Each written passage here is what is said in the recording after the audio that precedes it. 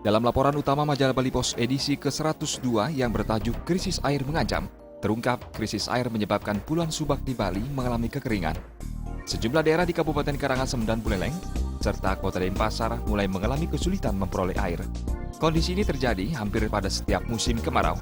Berbagai upaya telah dilakukan untuk mengatasi krisis air, seperti membangun embung dan pipanisasi. Namun kedua cara itu belum memberikan manfaat secara optimal. Kepedulian terhadap kesinambungan ketersediaan air menjadi sorotan utama laporan yang bertajuk Lindungi Kawasan Hulu.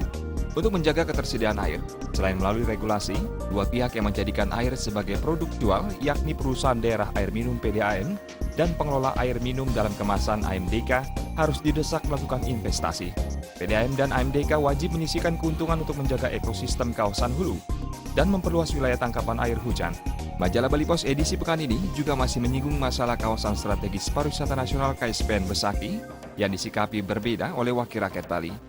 Dewan Perwakilan Daerah DPD RI Daerah Pemilihan Bali secara tegas menyatakan Besaki harus dikeluarkan dari KSPN, sementara DPRD Bali masih abu-abu. Anggota DPD RI Arya Wedakarna dengan lantang menyuarakan penolakan terhadap dimasukkannya Besaki ke dalam KSPN.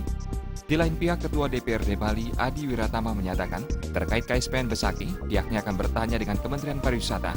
Adi Wiratama juga mengatakan tidak ada salahnya menerima Besaki menjadi bagian KSPN karena dana yang diterima dapat digunakan untuk menata kawasan suci itu.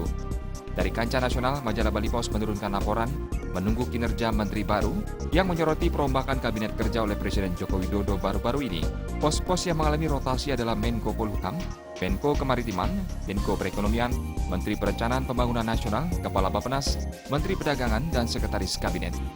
Ketua DPR RI Setia Novanto mengatakan, wajah-wajah baru dalam kabinet dapat memberi kekuatan baru, terutama dalam menata hubungan dan komunikasi yang baik antara pemerintah dan DPR sebagai mitra pengawas pemerintahan. Tim Liputan Bali TV.